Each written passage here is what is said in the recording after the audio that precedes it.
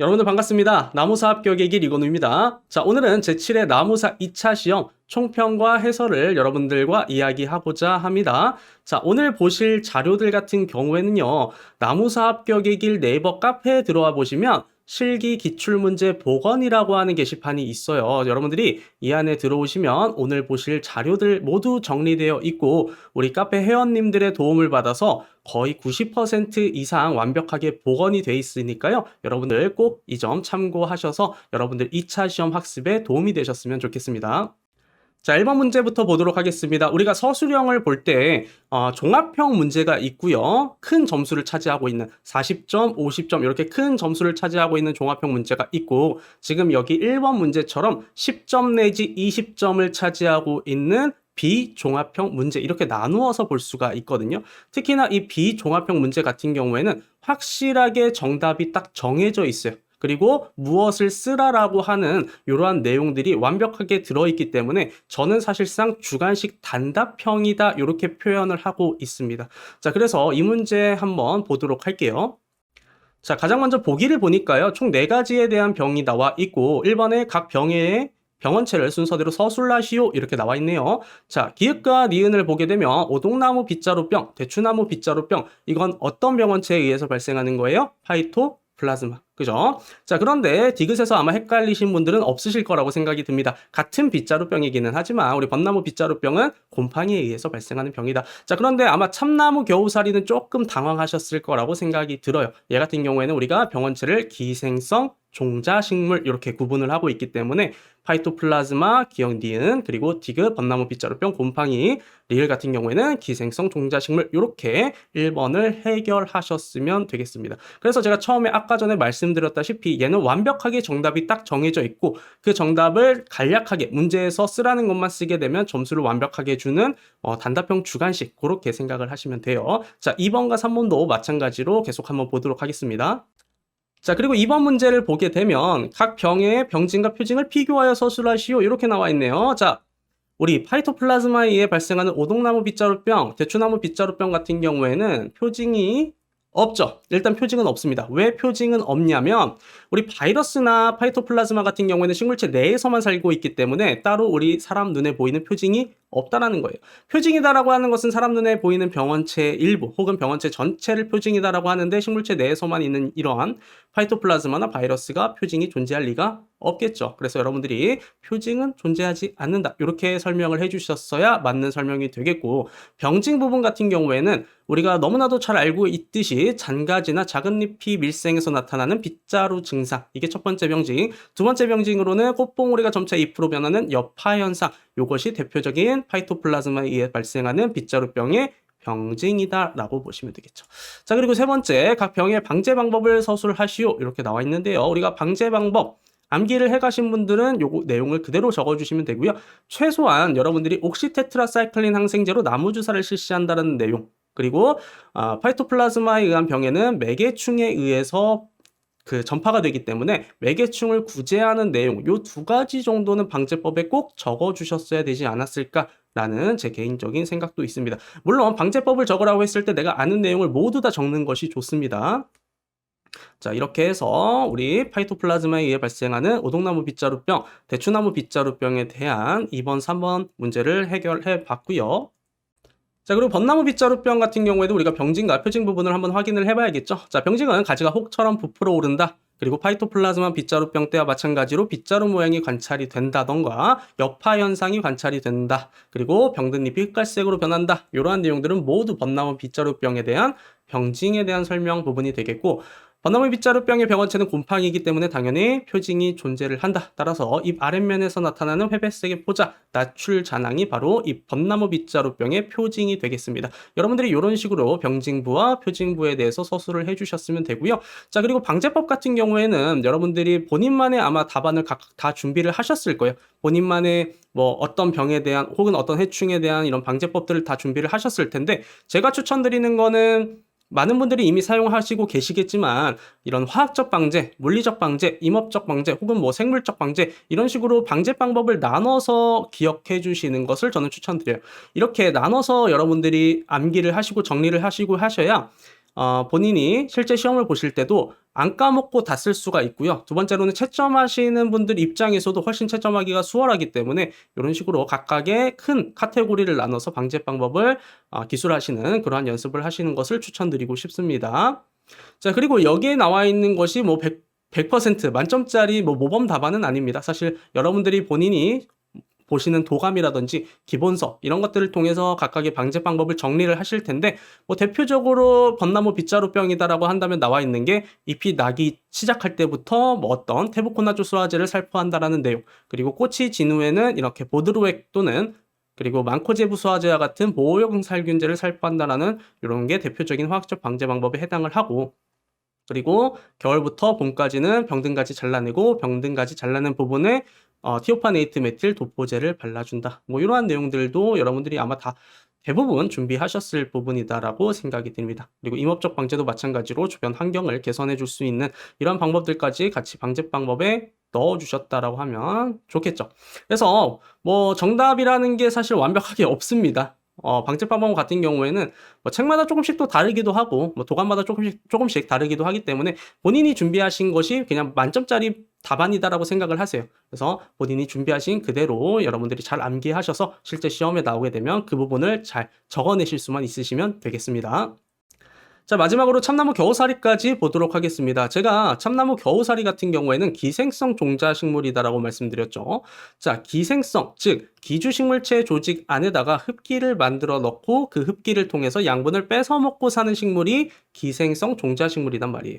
자, 그래서 얘들 같은 경우에는 국부적인 이상비대가 나타나는 이러한 병증이 있고, 또 한 가지는 병등 부위로부터 바깥쪽에 가지 끝이 위축되는 이러한 병증이 있다라고 하는데, 아마 이 부분까지 여러분들이 준비해 가신 분들은 많이 없으셨으리라고 생각이 들어요. 그래서 내가 준비하지 못한 부분에 있어서 못 쓰는 건 어쩔 수가 없어요. 내가 준비하지 못했는데 문제 나왔으면 뭐 어쩔 수가 없지만, 지금 보시면 이번에 병증과 표징을 쓰라고 했기 때문에 내가 병증 부분은 모르더라도 표징 부분을 쓸 수가 있겠죠. 우리 기생성 종자식물은 그 종자식물 자체가 표징이단 말이에요. 식물체 자체가. 그러니까 참나무 겨우사리, 이 겨우사리 자체가 표징이다란 말이죠. 아시겠죠? 그래서 참나무 겨우사리의 표징은 그 겨우사리 식물체 자체다, 이렇게 서술을 하셨으면 그래도 병징 부분은 만약에 못 쓰셨더라도, 이 내용을 못 쓰셨더라도 표징 부분에 대해서 점수를 얻어가실 수가 있겠다라는 겁니다. 자, 그리고 방제법 같은 경우에는 얘는 결국에 식물체예요. 우리가 방제할 수 있는 거는 그 식물체를 떼내는 것밖에 없지 않겠습니까? 그래서 방제법은 겨우사리가 자라고 있는 부분을 뭐 50cm 이상으로 잘라낸다. 이건 좀 더 디테일한 부분이고, 겨우사리가 있는 부분을 그냥 잘라낸다, 이 정도만 쓰셨어도 저는 괜찮다라고 봐요. 그리고 잘라낸 부위는 이렇게 도포성 살균제, 우리 앞에서 했었던 거 뭐예요? 티오파네이트 메틸, 이러한 도포성 살균제를 발라준다, 이러한 내용 정도만 방제법에 쓰셨더라도 얘는 종합형 문제가 아닌 단답형 중한식 문제이기 때문에 충분히 여기서 점수가 어느 정도 나왔을 거라고 생각이 듭니다. 그래서 일단 여러분들이 쓰실 수 있을 만한 내용들 한번 생각을 해보시고, 이게 틀릴지라도 한번 써볼 만한 내용들은 꼭 채워서 여러분들의 답안을 써보시는 것을 추천드려요. 아예 안 쓰면 0점이지만 그 내용을 써서 여러분들이 기본적인 점수만 받으셨더라도 1점, 2점만 받으셨더라도 실제 우리가 결과를 보게 되면 2차 시험 결과를 보게 되면 1점, 2점 차이로 떨어지시는 분들이 너무나 많거든요. 그래서 여러분들이 항상 답안을 쓰실 때 내가 조금 준비가 미흡했던 부분일지라도 여러분들이 한번 생각을 해보시고, 그 자리에서 한번 생각을 해보시고 쓸만한 내용들을 최대한 답안지에 써내는 이러한 과정에 대한 연습도 여러분들이 평소에 좀 하셨으면 좋겠습니다. 자, 그리고 이번 문제를 볼 건데요. 이 문제 같은 경우에는 상당히 논란이 많았었던 문제입니다. 시험이 끝나고 나서 이게 도대체 미국 선녀벌레 약충이냐 아니면 갈색날개 매미충에 대한 약충이냐 라고 하는 부분이 아주 논란이 첨예하게 일었었는데요. 이 부분 때문에 이의 제기도 많이 일어났었던 것으로 알고 있습니다. 그래서 제가 실제로 시험 보신 몇몇 저희 수강생분들하고 전화 통화를 해보니까요. 의견은 두 개로 나뉘어졌어요. 어떤 의견이었냐면, 실제로 미국 선녀벌레나 갈색날개 매미충을 육안으로, 눈으로 자주 보셨던 분들이 말씀하시기를 그 사진은 절대 갈색날개 매미충일 수가 없다라고 말씀을 하시더라고요. 그리고 보통 우리가 사실은 실제로 보기는 어렵잖아요, 이런 해충들을. 실제로 보기는 어려운데, 그래서 글로만 공부한다, 사진으로만 공부하신 분들은 구분하기가 굉장히 어려웠다라고 하시더라고요. 그래서 일단 정리는 미국 선녀벌레인 것으로 거의 이제 많은 분들이 얘기를 하셔서 미국 선녀벌레인 것으로 알고 있는데, 이렇게 꼬리가 뭐 두 줄로 나온다던가 뭐 이러한 부분들 때문에 미국 선녀벌레다라고 하는데, 이게 뭐 이미 지나간 일은 지나간 일이고, 이게 뭐 미국 선녀벌레건 갈색날개 매미충이건 그때 중요한 일이었었지, 이미 지나간 일은 지나간 일이니까 우리가 대비해야 될 거는 뭐냐면, 앞으로 이런 식의 중요한 병해충들 같은 경우에는 뭐 약충이라든지 유충이라든지 성충 사진들까지 해서 좀 더 다양한 사진들을 여러분들이 눈에 익숙하게 만드실 필요가 있겠다라고 저는 생각이 들거든요. 그래서 제가 누누이 말씀드리는 중요 해충, 중요 병해 이런 예들은 인터넷에 검색하시면 정말로 너무나도 많은 국내외 사진들을 다 확인하실 수가 있어요. 그래서 저는 개인적으로 네이버보다는 구글을 추천드리는데, 구글에 검색을 하시면 정말 다양한 사진들을 보실 수가 있으니까 최대한 이런 중요 병해충들은 다양한 사진을 여러분들 눈에 익숙하게 하시는 것이 앞으로 이러한 문제를 대비하는데 가장 좋은 방법이지 않을까 생각이 듭니다. 물론 내가 실제로 볼 수 있으면 좋겠지만, 예를 들어 8회 시험 준비하시는 분들 같은 경우에는 겨울에 준비하시거든요. 이거 실제로 찾으러 가도 찾을 수가 없어요. 그렇기 때문에 일단 사진으로 볼 수밖에 없지만, 사진도 한 장만 보시는 것이 아니라 최대한 여러 장, 다양한 사진을 보시고 구분해내시는 그런 연습을 해주실 필요가 있겠다라고 생각이 듭니다. 자, 그래서 1번 국명과 목명, 과명을 적으시오. 이 부분부터 보려고 하는데요. 자, 미국 선녀벌레, 요게 국명이죠. 그죠? 국명은 미국 선녀벌레고요. 자, 목명은 노린재 목, 그리고 과는 선녀벌레과입니다. 요거 같은 경우에는 여러분들이 어렵지 않으셨으리라고 생각이 들어요. 특히나 이건 신유형이 아니라 기존부터 항상 나왔었던 유형이거든요. 국명과 뭐 과명을 적으시오, 이런 식의 유형들은 많이 나왔었기 때문에 이 부분에 있어서 여러분들이 뭐 크게 혼란은 없으셨으리라고 생각이 드는데, 이제 한 가지 안타까운 점은 우리 갈색날개 매미충이라고 적으신 분들이 조금 안타깝긴 합니다. 자, 그런데 여러분들이 여기서 한 가지만 더 알아두고 가시면 좋은 점이, 사실 나무사 시험 초기 때는 국명과 학명을 적으라고 하는 문제들도 출제가 됐었어요. 국명과 학명을 적으시오. 그런데 이제 최근 들어서 이런 식으로 국명과 과명을 적으세요, 혹은 국명과 목명, 과명을 적으세요, 이런 식으로 나오고 있는데, 또 언젠가는 학명을 적으라고 할 때가 분명히 있을 겁니다. 그래서 중요 해충들 같은 경우에는, 중요 병원균 같은 경우에는 제가 학명을 조금 암기해 달라고 말씀드렸죠. 특히나 학명 같은 경우에는 실제로 단답형 주관식에 나오지 않더라도 만약에 종합형 문제에서 나왔을 때 그 부분에 있어서 내가 학명까지 같이 적어서 낼 수 있다면 충분히 플러스 점수, 추가 점수 나올 수 있는 부분이거든요. 그래서 중요 병해충은 우리가 학명까지도 알고 가자라고 하는 부분을 제가 조금 강조드리고 싶습니다. 자, 그리고 2번 약충과 성충의 형태적 특징을 적으시오, 이렇게 나와 있습니다. 자, 보시게 되면 여기 사진이 있네요. 그죠? 요게 일단 갈색날개 매미충, 약충 사진이고, 요게 이제 미국 선녀벌레 약충 사진입니다. 위에 있는 것들이 이제 성충 사진이고요.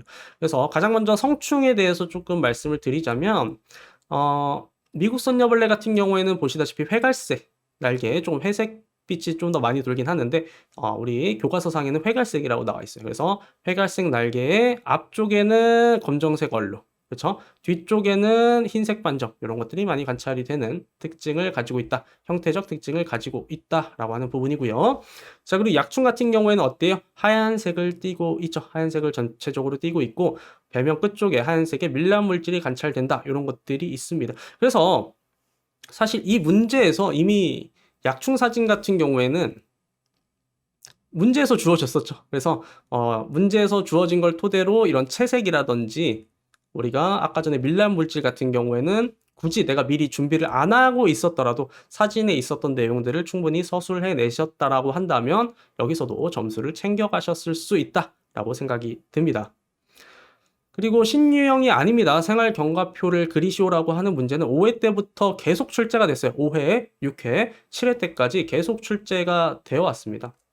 그래서 우리 생활권 수목 해충 도감, 국립산림과학원에서 나온 도감인데, 여러분들이 이 자료를 보시게 되면 모든 해충에 대한 생활 경과표가 있는 것이 아니고요. 아주 일부 해충만 생활 경과표가 나와 있고요. 특히나 제가 봤을 때는 여기 플러스 돌발 해충 내지는 관건 해충이 우리 시험에 나올 가능성이 높아 보이거든요. 그래서 생활권 해충 동함에 생활 경과표가 있는 해충 플러스 돌발 해충, 강권해충에 대한 생활경과표는 항상 준비를 하시고 계셔야겠다라는 거예요. 왜냐? 계속 꾸준히 출제가 되어 오고 있기 때문에. 그래서 여러분들이 중요 해충들 같은 경우에는 반드시 생활경과표를 암기를 해 주셔야겠죠. 자, 그리고 이거 여쭤보시는 분이 계셔서 미리 좀 말씀드릴게요. 우리 생활경과표를 보게 되면 이런 식으로 조금씩 튀어나와 있는 부분이 있어요. 예를 들면 4월 하순부터 지금 보면 8월 중순까지죠.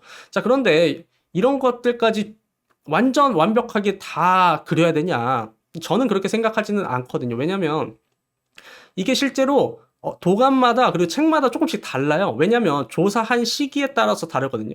뭐 예를 들어 내가 2000년도 초반에 조사했을 때는 그때는 뭐 강수량이라든지 온도 때문에 좀 더 뭐 약충이나 이런 것들이 발생이 빨라졌고, 혹은 뭐 2000년대 후반에 이렇게 조사를 했을 때는 그때는 이제 또 온도나 강수량에 따라서 좀 늦게 약충이 발생했을 수도 있기 때문에 이런 식의 뭐 조금씩 한 보름 정도 차이가 나는 그 정도는 제가 봤을 때 생활경과표에서 크게 점수가 감점되거나 할 것 같지는 않고요. 그냥 여러분들이 암기를 하실 때 대략 뭐 4월까지 알 상태로 존재를 한다. 그래서 보통 그냥 4월부터 약충 상태로 존재하고 성충은 7월부터 나타난다. 뭐 요 정도 여러분들이 기억하시면 어떨까 생각이 들어요. 그래서 너무 디테일하게 예를 들면 뭐 4월 하순이다, 뭐 7월 하순이다, 8월 중순이다, 뭐 이런 식으로까지 여러분들이 힘들게 암기를 안 하셔도 괜찮지 않을까 생각이 듭니다. 이건 어쩔 수 없이 단순 암기이기 때문에 아마 암기하시기가 더 힘드실 텐데 요렇게라도 좀 말씀을 드려야 여러분들이 쉽게 암기를 하실 수 있을 것 같아서 미리 조금 말씀을 드렸습니다.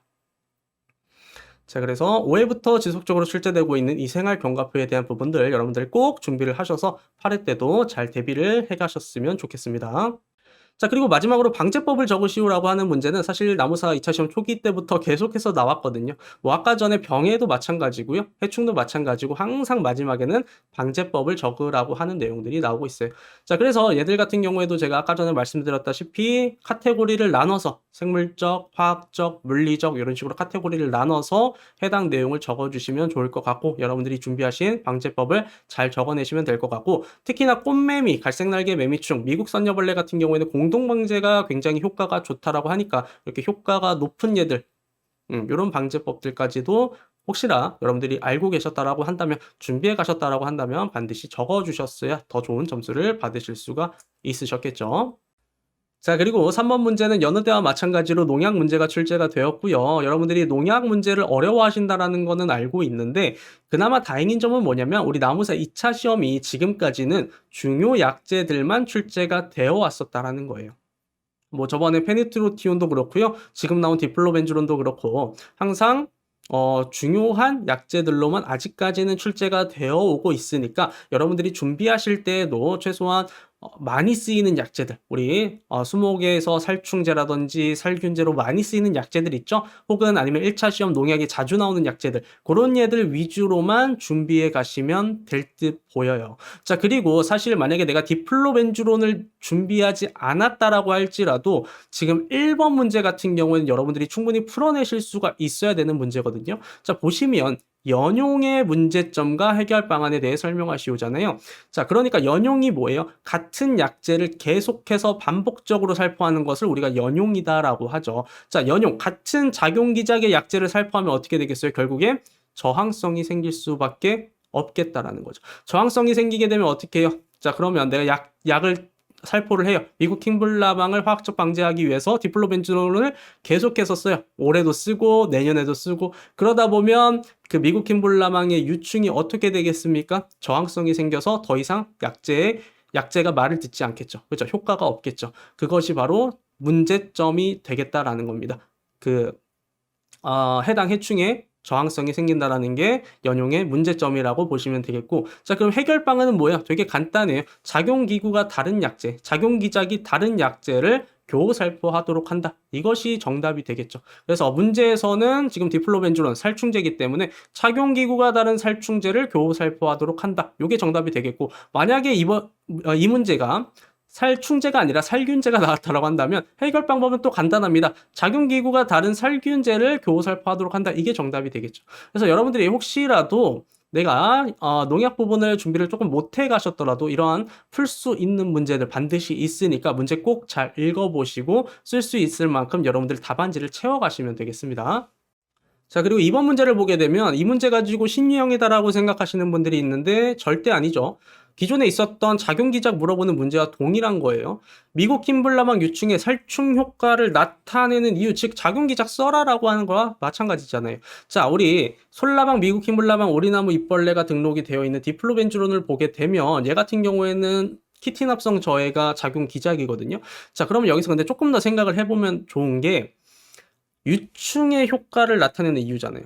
사실 이 디플로벤주론은 유충에밖에, 이런 키티납성 저해제는 유충에밖에 효과가 없어요. 그러니까 성충에는 아무리 뿌려도 효과가 없어요. 왜 그러냐면 유충이 하는 일이 결국엔 탈피잖아요.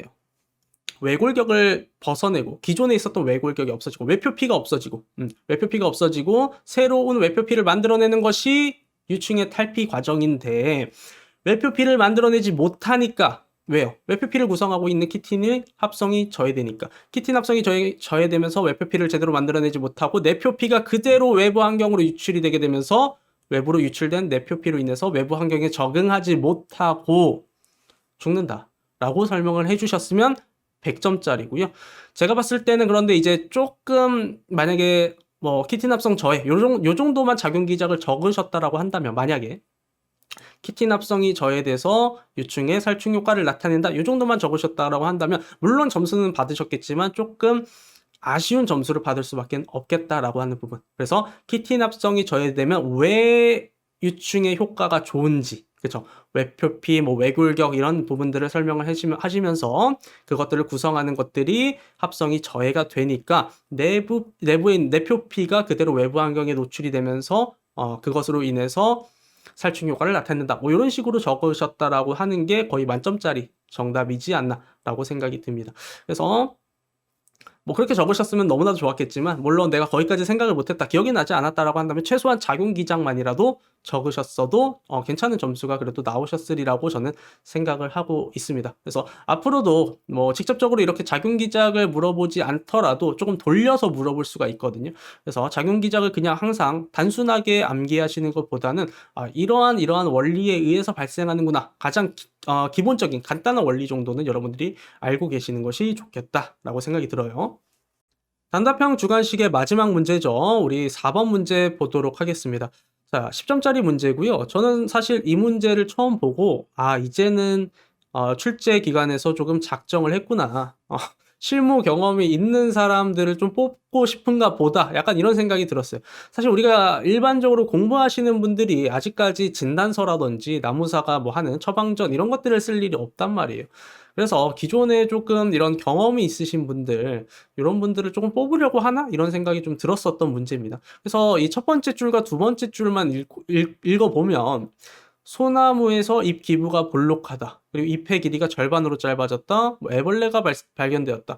이거 보고 누구나 우리 나무사 2차 시험 준비하셨던 분들이라면 저는 100명 중에 최소한 99명은 솔리폭발이라는 것을 알고 계셨을 거라고 생각을 해요. 자, 그런데 여기서 문제점은 뭐냐면 처방전을 작성하시오, 이렇게 나와버렸단 말이에요. 자, 그래서 우리 진단서 그리고 처방전이 있죠. 요거 차이점을 좀 미리 말씀드리면, 진단서의 업그레이드 버전이 처방전이에요. 이게 무슨 말이냐면, 수목의 표시, 진단서에 있는 거 잘 보세요. 수목의 표시, 수목의 상태, 진단 결과, 이렇게 크게 세 가지가 있죠. 자, 그런데 처방전에도 마찬가지로 있어요. 자, 그런데 처방전에 뭐가 더 추가됐어요? 생육환경, 그리고 처방. 이 부분이 더 추가가 된 게 처방전이에요. 그래서 여러분들이 공부를 하실 때 기준을, 진단서를 기준으로 공부하시는 것보다는 처방전을 그냥 기준으로 공부를 하시면 되고요. 요 처방전에서도 내용을 보니까 우리가 쓸 수 있는 내용이 사실 그렇게 많지는 않아요. 진료 일자를 뭐 제대로 알려준 것도 아니고 9월경 뭐 요것만 알려줬었기 때문에 진료 일자를 알 수도 없고요. 당연히 이제 유효기간 같은 경우에도 이거 나무사가 60일 이내에서 바꿀 수가 있거든요. 정할 수가 있어요. 그래서 유효기간 같은 경우에도 우리가 일단 진료 일자를 모르기 때문에 애초에 알 수가 없는 부분이고, 뭐 성명이나 전화번호 이런 것들 나온 것도 없고요. 그리고 수목의 표시, 이 부분에서 쓸 수 있는 거는 유일하게 수목의 종류 요거 하나밖에 없죠.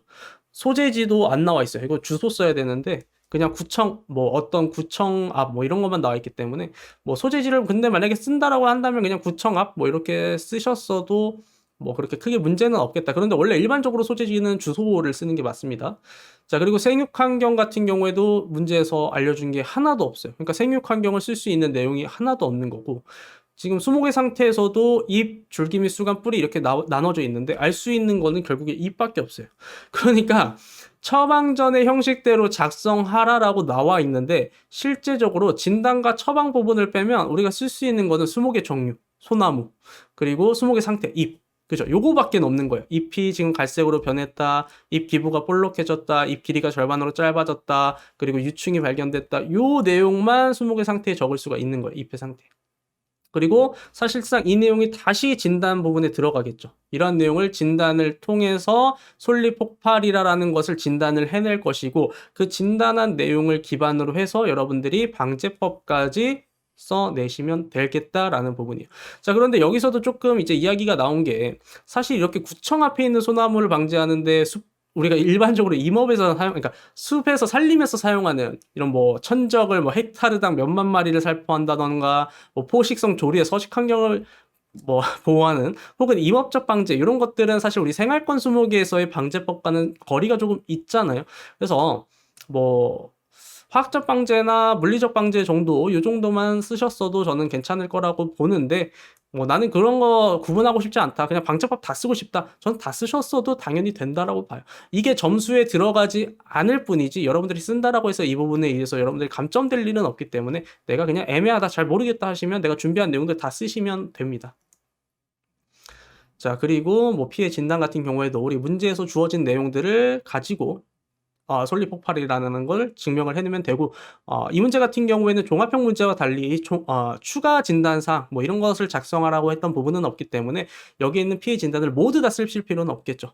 추가 진단을 쓰라고 한 건 아니고, 보시면 그런 내용이 없기 때문에 문제에서 주어진 내용을 토대로만 진단 내용을 작성하시고 솔리폭발이라는 것을 적어내셨으면 되겠다. 그래서 만약에 내가 처방전에 대한 양식 당연히 많은 분들이 모르셨으리라고 생각이 들고, 그렇다면 최소한 그냥 우리가 항상 써왔던 종합형 문제를 풀기 위해서 준비했었던 진단 부분과 처방 부분에 대해서만 쓰셨더라도 제 생각에는 10점 중에 최소한 그냥 절반의 점수는 주지 않았을까, 10점 중에 5점은 가져갈 수 있었지 않았을까 생각은 합니다.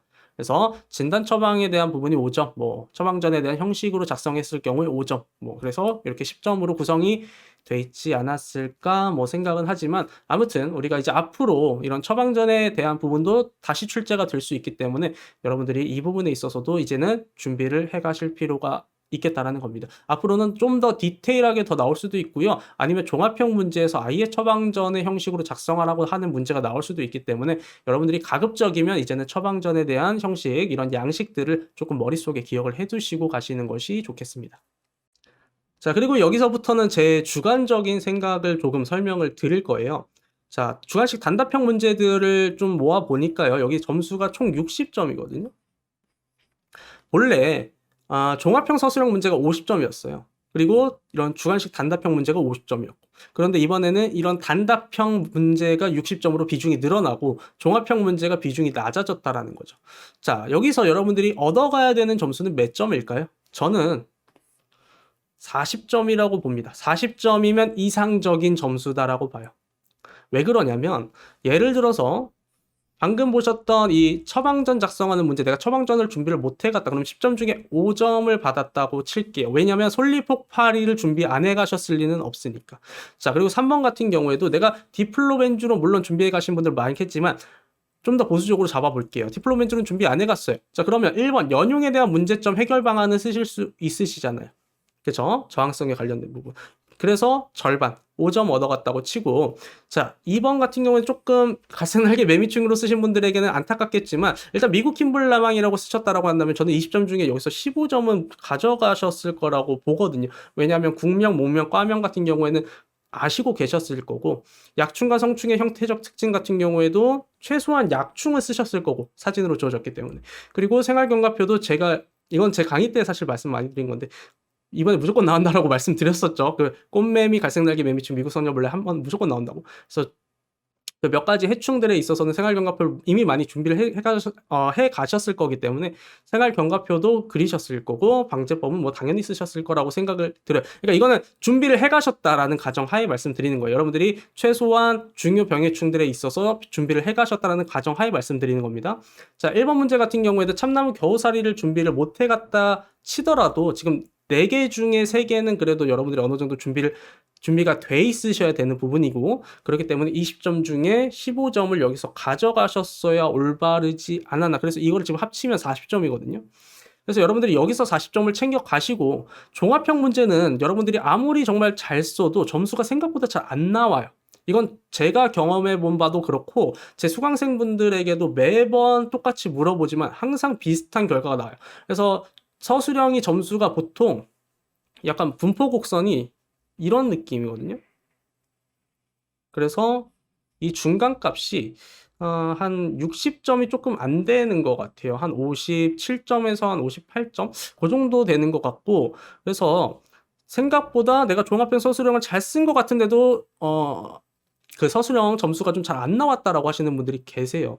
그래서 여기서 우리가 얻어갈 수 있는 문제는 이거거든요. 왜냐면 주관적인 채점이 들어가지 않고 이렇게 단답형 주관식은 완벽하게 정답이 딱 정해져 있기 때문에 여기서 여러분들이 얻어갈 수 있는 점수를 일단 최대한 뽑아낸 다음 서술형 중간식 종합형 문제, 우리 뒤에서 볼 종합형 문제에서는 내가 일단은 최대한 노력해서 쓰되 목표 자체를 40점 플러스 종합형 문제가 만약에 40점이면 반토막 20점 이렇게 얻어서 총 여러분들이 목표하는 바는 반드시 서술형에서 60점은 맞겠다, 약간 이러한 목표로 진행을 하셔야 돼요.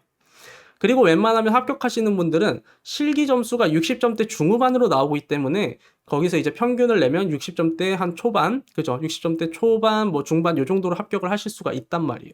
그래서 그런 합격권 궤도에 올라가기 위해서는 여러분들이 서술형을 준비하실 때는 한 요 정도 목표, 한 60점을 목표로 준비를 하신다라고 한다면 좋은 결과가 있으실 거라고 보고, 그 60점을 목표로 하기 위해서는 이렇게 단답형 문제에서 여러분들이 최소한으로 챙겨가실 수 있는 점수들은 꼭 챙겨가셔야 된다라고 하는 부분을 오늘 말씀을 드리고 싶네요. 이 부분을 좀 놓치고 계시는 분들이 많은 것 같아서 물론 종합형 문제가 제일 중요하죠. 우리 단일 문제로는 가장 많은 점수 비중을 차지하고 있기 때문에 종합형 문제가 가장 중요한 것은 맞습니다만, 생각보다 내가 종합형 문제를 열심히 써도 점수가 잘 나오지 않다라고 하는 게, 이게 제가 여러 번 많은 수험생분들과 이야기해보면서 내린 결론이기 때문에 여러분들이 이러한 전략들을 위주로 조금 준비를 해가시는 게 좋다라고 생각을 듭니다. 그래서 여러분들 문제 푸실 때 너무 종합형 문제만 몰두하지 마시고 이런 내가 꼭 챙겨갈 수 있는 점수들 위주로, 빨리 뽑아 먹을 수 있는 점수들 위주로 이렇게 답안을 꾸려나가는 연습들 많이 해가셨으면 좋겠어요. 자, 종합형 문제까지 우리가 확인을 해봐야 완벽하게 서술형에 대한 해설을 마무리 지었다라고 할 수 있겠죠. 우리 종합형 문제 같은 경우에는 근데 사실 사람들마다, 문제를 푸신 분들마다 의견이 조금씩은 다르실 수가 있어요. 자, 그런데 저는 일단 제 개인적인 생각도 물론 들어가겠지만, 제 주관적인 생각도 물론 들어가겠지만, 일단 기본적으로 제가 그동안 강의를 통해서 알게 된 사실들, 그리고 특히나 이번 7회 시험을 합격하신 분들하고도 제가 오프라인, 저희 수강생분들하고 오프라인 모임도 했었고요. 그리고 전화 통화도 많이 하면서 이 문제는 어떤 식으로 답안을 작성하셨는지, 혹은 분량은 어떻게 되셨는지, 점수는 어떻게 되셨는지, 이런 것들을 항상 물어보거든요. 그래서 거기에서 제가 얻은 데이터를 토대로 일단 설명을 드릴게요. 그래서 거기에 따른 판단은 여러분들이 하시되, 일단 제 의견은 이렇고 이번 7회 시험에 합격하신 분들이 대체적으로 이렇게 작성을 하셨다라는 부분 미리 안내 말씀드리고 시작을 하도록 하겠습니다. 자, 우리 항상 종합형 문제 같은 경우에는 문제 유형, 이런 형태가 굉장히 유사해요.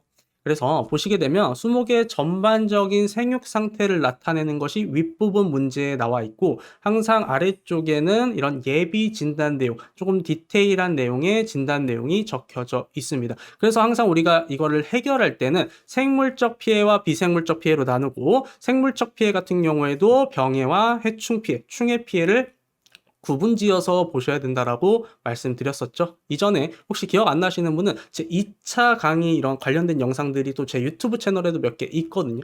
그거 참고해 주시면 되겠고, 아마 대부분은 이미 아시고 계실 거예요. 생물적 피해와 비생물적 피해를 일단 크게 나눈다. 그리고 생물적 피해에서도 병해와 해충 피해를 나눈다. 왜냐하면 1회 시험부터 7회 시험까지 한 번도 안 그런 적이 없었거든요. 병해, 해충, 비생물적 피해가 항상 고루 하나씩 혹은 두 개씩 이렇게 출제가 됐었기 때문에 여러분들이 반드시 그 부분을 구분지어서 기억을 해주실 필요가 있고, 내가 그 내용, 여기에 나와 있는 내용에 따라서 진단을 하려고 하면은 이런 진단 내용 그리고 생육 환경 이런 상태들과 항상 결부지어서 연관지어서 우리가 진단 및 근거를 도출해 내야 된다라는 겁니다. 자, 그러면 우리가 병해, 그리고 해충 피해, 마지막으로 비생물적 피해 이렇게 세 가지 구분지어서 가장 먼저 병해 파트부터 보도록 할게요. 자, 문제에서 주어진 내용은 크게 이렇습니다. 5년 전에 이식한 25년생의 왕벚나무가 우리가 오늘 문제로 나온 기주가 되겠고요. 자, 그리고 1년 전부터 수간상부가 마르고 있고 잎이 작아졌네요. 그리고 올해는 잎의 크기와 개수가 또 현저히 줄어들었다라고 합니다. 그래서 일단은 이러한 부분들을 체크를 해두시고 이 박스 안에 있는 2번 병해 파트부터 보도록 할게요.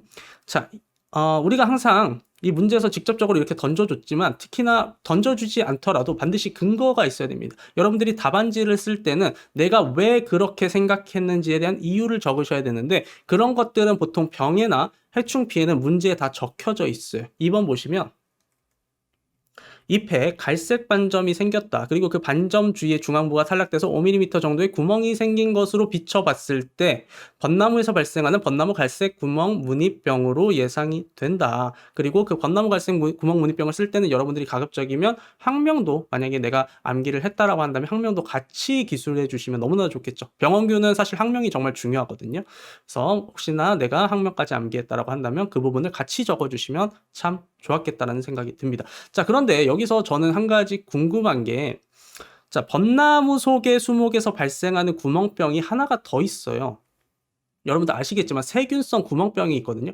그러면 선생님, 벚나무 갈색구멍 무늬병은요 이렇게 보통 벚나무나 왕벚나무에서 발생하는 게 맞고 세균성 구멍병은요 벚나무 속에 과수류에서 발생하는 거예요 라고 말씀을 하시겠지만 세균성 구멍병도 왕벚나무에서 발생을 합니다. 발생을 해요. 그래서 이게 세균성 구멍병일 가능성은 낮지만 확인은 해봐야겠다라고 하는 게 제 생각이거든요. 어떤 게 벚나무 갈색 구멍 무늬병이고 어떤 게 세균성 구멍병일까요? 모르시겠죠? 왜냐면 병직만으로 구분하기가 굉장히 어렵거든요. 자, 그래서 저라면 이렇게 썼을 것 같아요. 이게 지금 당장 벚나무 갈색 구멍 무늬병에 의한 피해 가능성이 크지만 세균성 구멍병에 대한 추가적인 진단까지 해볼 필요가 있겠다. 왜요? 어차피 세균도, 어차피 곰팡이도 광학현미경으로 진단이 되지 않겠습니까? 그러면은 그 내용을 적어주시면 되겠죠. 광학현미경으로 정확히 진단을 통해서 이것이 곰팡이에 의한 병해인지 혹은 세균에 의한 병해인지를 구분지어서 확실하게 벚나무 갈색 구멍 무늬병에 대한 피해임을 확인을 해보겠다, 추가 진단을 해보겠다라고 하는 내용이 적혀져 있다라면, 만약에 제가 채점자라면 저는 거기에 점수를 더 줄 것 같다라는 생각이 들어요.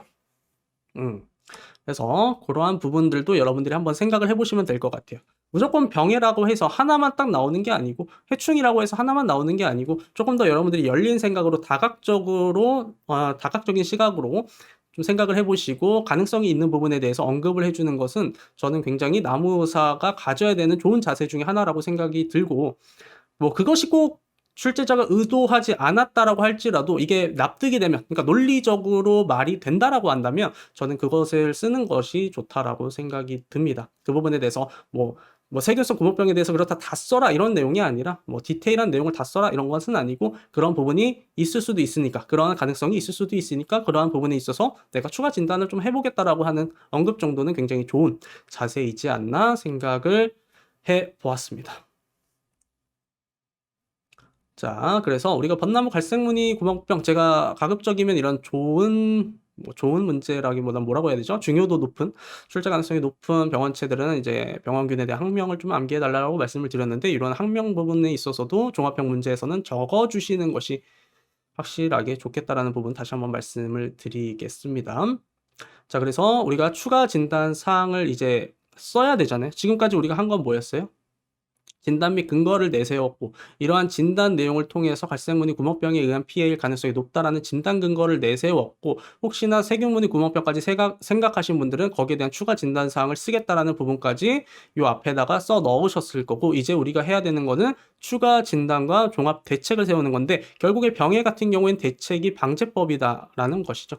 그래서 추가적인 진단 사항 같은 경우에는 뭐 결국에 병해 같은 경우에는 병진과 표징 부분이 되겠고 그래서 아까 전에 단순히 구멍이 발생한 거, 잎이 갈색으로 변한 것뿐만이 아니라 뭐 이러한 뭐 수관 아래 잎에서부터 점차 피해가 나타나는 부분을 내가 한번 확인해 보겠다라는 거 아니면 동심원 모양으로 커진다. 뭐 이런 것들을 확인해 볼 수 있겠죠. 아니면 아까 전에 나왔었던 거 세균 구멍병과 유사하기 때문에 병반이 다소 부정형이거나 이런 동심육문을 갖는지에 대해서도 확인을 해보겠다. 이런 것들이 다 그냥 점수에 반영이 될 가능성이 굉장히 높단 말이죠.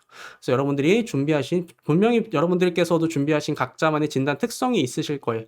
뭐 대부분 병진과 표징에 대한 내용이시겠지만 그 부분에 있어서 여러분들이 준비하신 진단 특성을 잘 적어내시고 여기서 나오는 진단 특성은 정답이 아닙니다. 이것도 결국에 기본서에 있는 내용 뭐 제 나름 기본서에 있는 내용하고 도감에 있는 내용을 정리한 것뿐이지 뭐 이것이 완벽한 100점짜리 정답이다 이런 건 아니에요. 그래서 여러분들이 준비하신 것이 100점짜리 정답이기 때문에 잘 준비하신 내용을 적으시면 되겠고 병진 표징에 대한 부분을 적으시면 되겠고 제가 아까 전에도 말씀드렸다시피 방제법에 대한 내용들 종합대책에서 병해나 해충은 결국에 종합대책이 방제법이기 때문에 방제법에 대한 내용들 구분지어서 화학적, 물리적, 임업적 이런 식으로 구분지어서 작성을 해주시면 제 생각에는 우리가 이 문제에서 물어본 병해는 어느 정도 해결이 다 됐다라고 생각이 듭니다.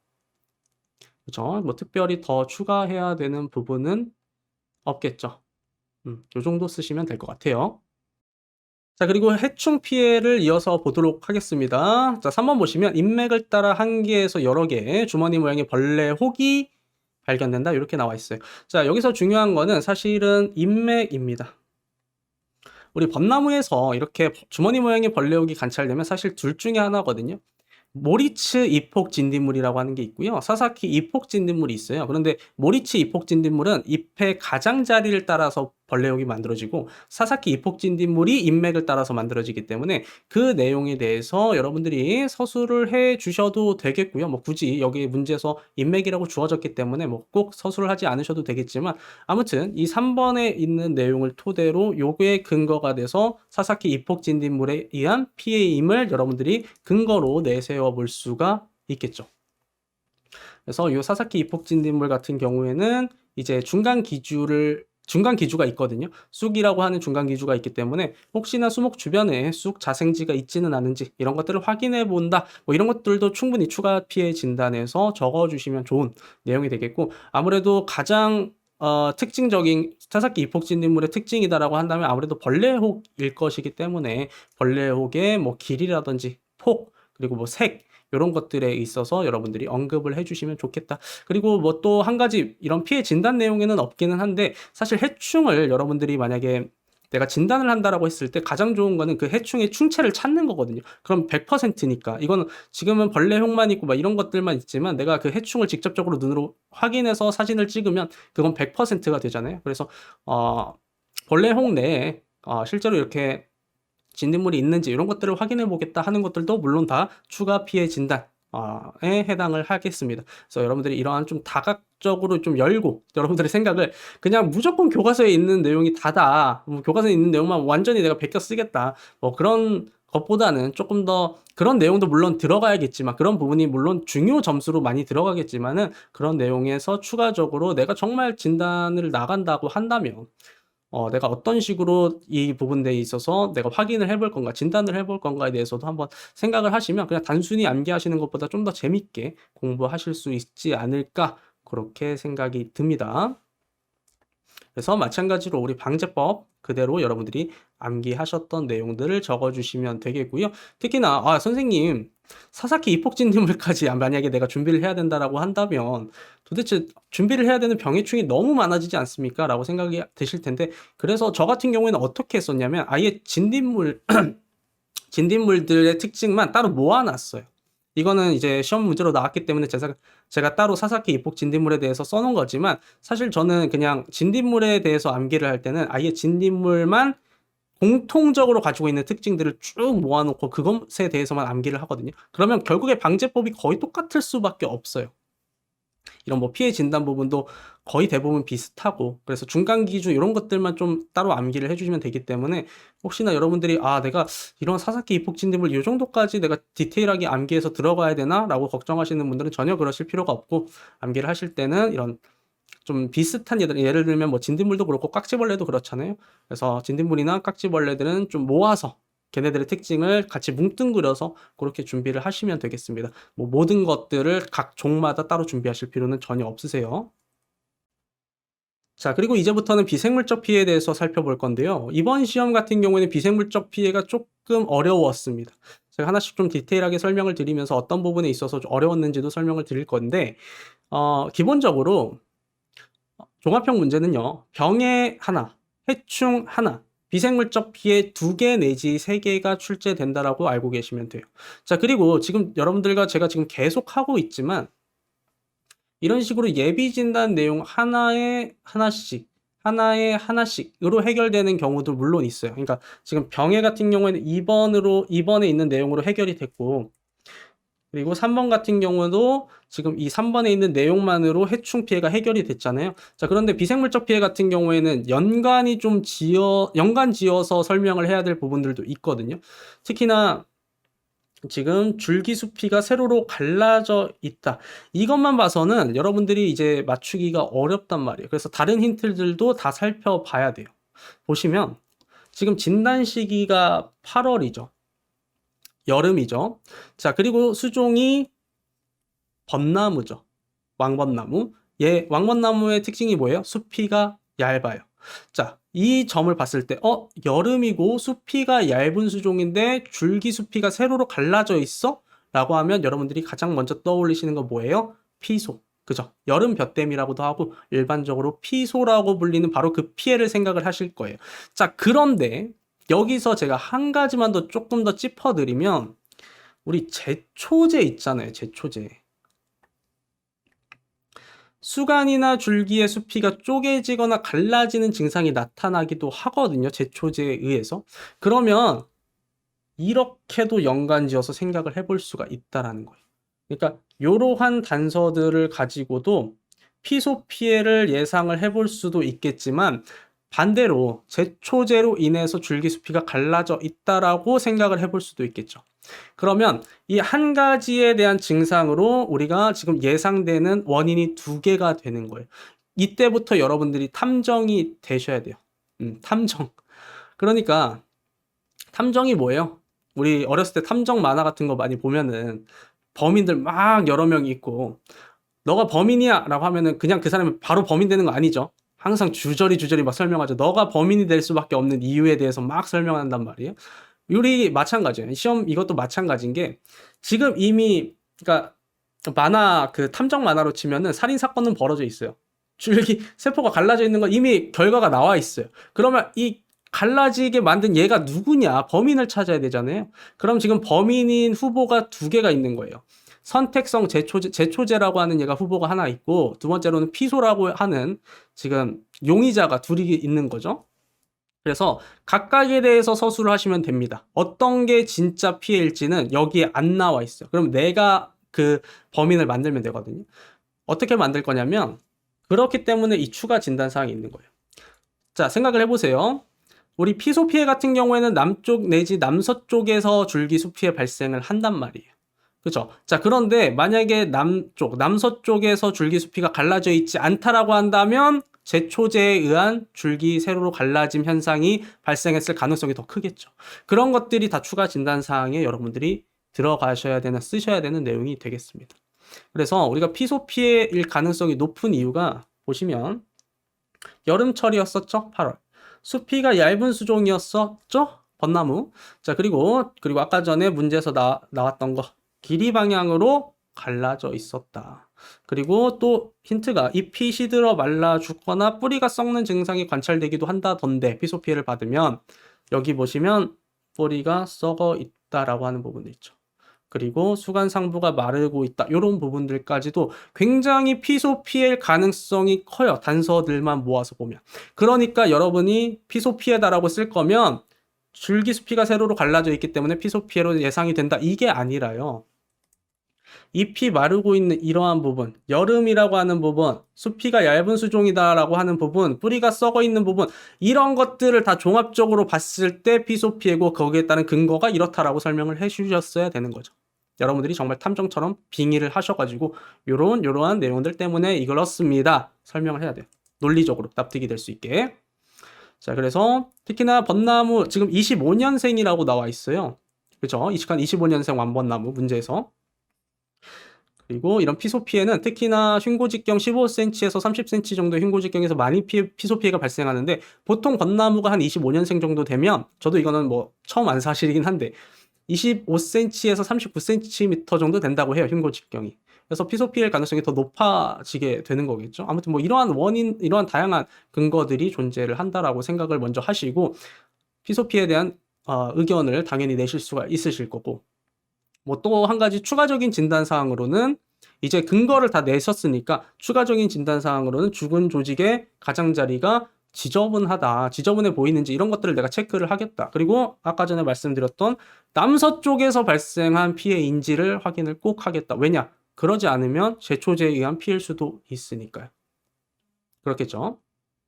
그래서 약 한 달 전에 선택성 제초제의 살포 이력이 있다라고 했을 때 이런 진단 예비 진단 내용에 이런 것들이 있다라고 했을 때 당연히 제초제 피해에 의한 최소한의 진단 내용도 여러분들이 같이 적어 주셨어야 됐다라는 부분까지 말씀드릴게요. 그래서 최근에 제초제를 사용한 기록은 일단 확인이 된 거예요. 그래서 수목 주변의 잡초 상태를 확인한다던가 아니면 엽분석과 토양 분석을 통해서 제초제 성분을 검사를 해보고 아니면 내구성 식물을 심어서 피해 지역을 구분을 해보고 이러한 기본적인 내가 진단을 추가적으로 더 해봐서 이것이 정말 그러니까 피소 피해 가능성은 진단 근거가 너무 명확하고 많은데 그럼에도 혹시 모르는 제초제 피해일 수 있을 그 조금의 가능성까지 내가 다 확인을 해보겠다라는 거죠. 그러니까 이건 나무의사로서 반드시 여러분들이 가지셔야 되는 부분이 소양이다라고 저는 생각을 하고 있어요.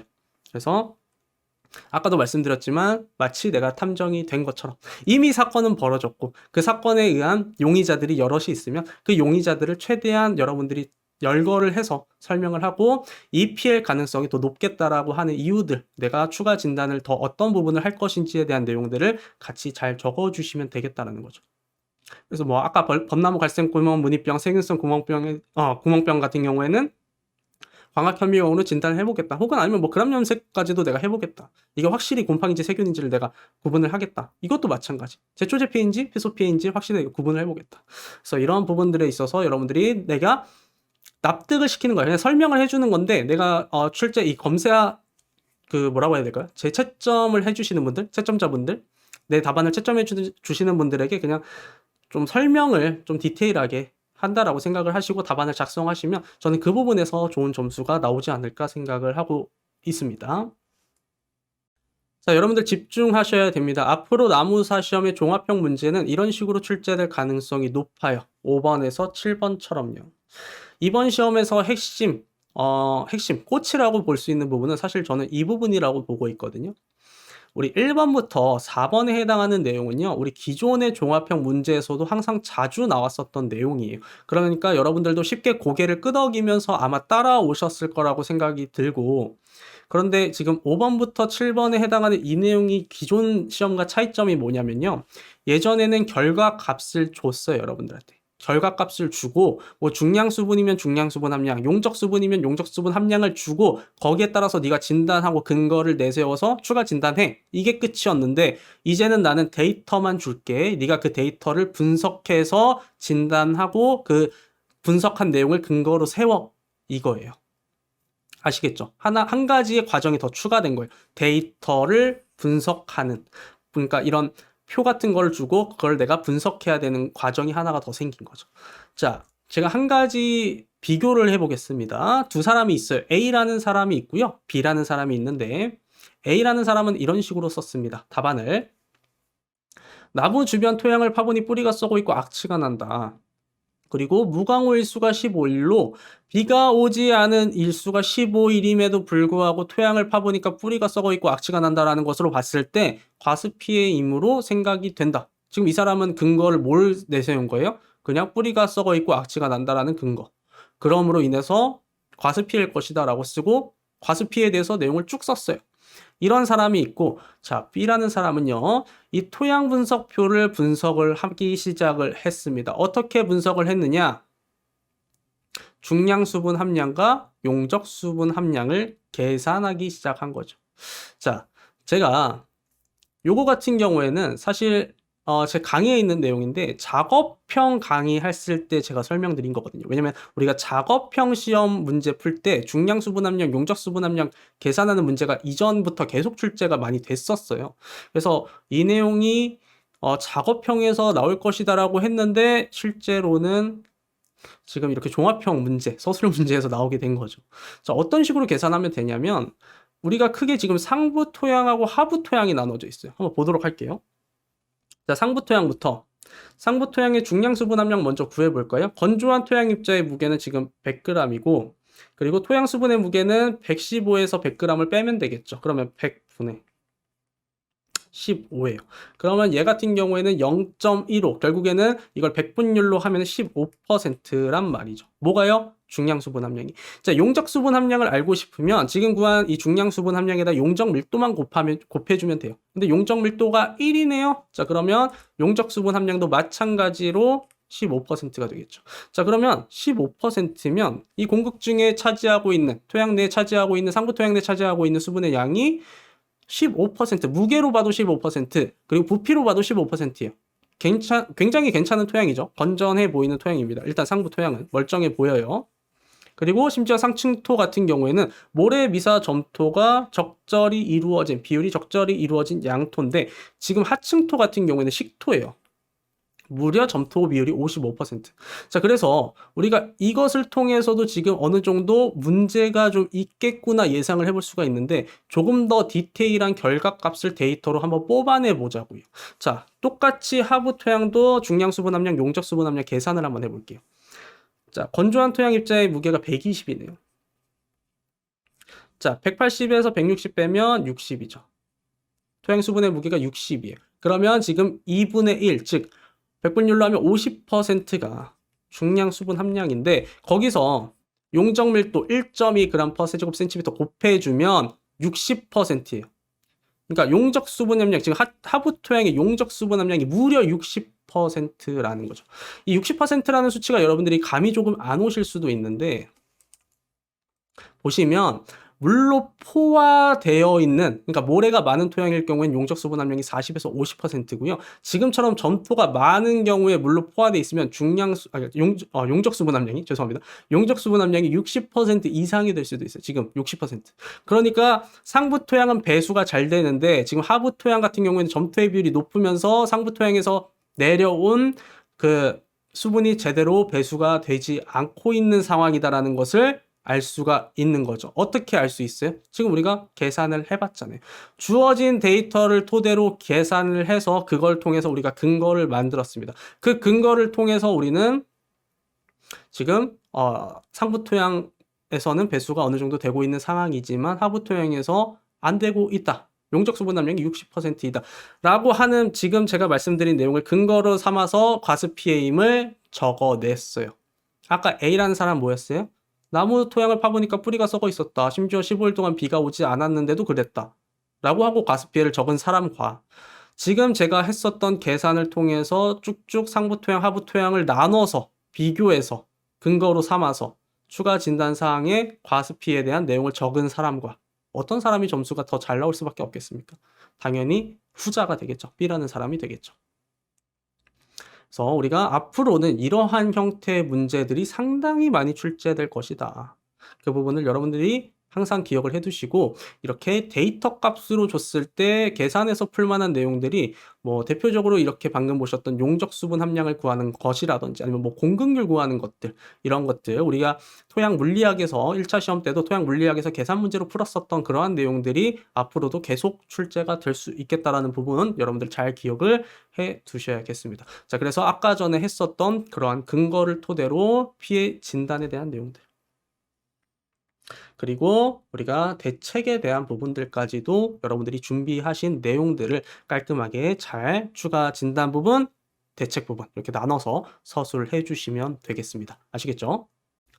자, 그리고 제가 노파심에 한 가지만 말씀을 드리면 모든 지금 문제에 나와 있는 내용들을 다 답안지화 시키려고 하시는 분이 계신데 실제로 7회 시험을 보시고 쪽지를 저에게 보내주신 분이 계십니다. 어떤 분께서 선생님 저는요 종합형 문제 풀 때 pH가 조금 낮은 것 같아서 산성토양에 의한 피해도 썼는데 괜찮죠? 라고 보내주셨는데 한 가지 간과하고 계신 부분이 있으셨던 것 같아요. 우리 식물 생육의 양호한 적절한 pH는 수종마다 다릅니다. 벚나무 같은 경우에는 6에서 6.5에서 잘 자라거든요. 생육 조건이 양호하거든요. 그래서 그 부분은 적지 않으시는 게 저는 맞았다고 생각이 들고, 그런데 제가 여기서 좀 더 디테일하게 말씀을 드리자면, 만약에 pH가 뭐 5 이렇게 나왔다고 치자고요. 4.8. 자, 그럼 여러분들 어떻게 쓰실 거예요? pH가 지금 5, 상부 토양은 5, 하부 토양은 4.8인 것으로 보았을 때 산성 토양에 의한 피해로 예상이 된다. 이렇게만 쓰실 건가요? 저는 그것보다는요, 어떻게 쓰시는 게 사실 더 맞는 표현이냐면, pH가 5, 4.8에서도 잘 자라는 수종들이 있어요. 무조건 pH가 5라고 산성 토양 피해가 나타나는 게 아니라고요. 그런데 지금 수종이 벚나무잖아요. 그러니까 벚나무가 잘 생육 조건이 양호한 pH는 6에서 6.5인데 지금 현재 토양의 pH가 5에서 4.5 그리고 4.8이므로 산성 토양에 의한 피해가 예상이 된다. 요게 진단 근거라는 거예요. 단순히 5, 4.8이어서 산성 토양에 의한 피해가 아니라. 아시겠죠? 그리고 거기에 따라서 뭐 잎이 뭐 어떤 황화 현상이 나타난다던가 아니면 무기양분에 의한 무기양분을 제대로 흡수하지 못한다던가 이런 것들은 그 다음에 추가적인 진단 사항에 들어가야 되는 부분일 거고, 결국에는 이러한 진단 부분을 쓰실 때는 여러분들이 단순하게만 생각하시면 안 된다라는 거예요. 조금 더 다양하게 넓게 좀 생각을 해보시는 것들. 그러니까 이런 것들은 사실 실전에 가서 하려고 하면 잘 안 되거든요. 그래서 평소에 이런 부분들을 좀 연습을 많이 해 두시는 것을 적극 권장드리는 바입니다. 자, 오늘은 여기까지 해서 제7회 나무사 2차 시험에 대한 해설 강의 마무리 지어보도록 하겠습니다. 여러분들 네이버에 나무사 합격의 길 검색하시면 네이버 카페 나옵니다. 오늘 보신 자료 이외에도 1회부터 7회까지 보건된 기출문제들이 있고요. 합격수기 있고요. 2차 시험에 관련된 자료들 많이 있습니다. 꼭 오셔서 여러분들 2차 시험 준비하시는데 큰 도움이 되셨으면 좋겠고, 혹시나 2차 시험에 대한 강의 도움이 필요하시다라고 생각이 드시면 www.namupass.com 여기로 들어오시면 제가 지금 하고 있는 2차 시험 대비 강의가 진행 중에 있습니다. 강의 도움 필요하신 분들은 방문하셔서 도움 받으시면 좋을 것 같아요. 자, 오늘은 여기까지 하고 우리는 또 다음 시간에 뵙도록 하죠. 감사합니다.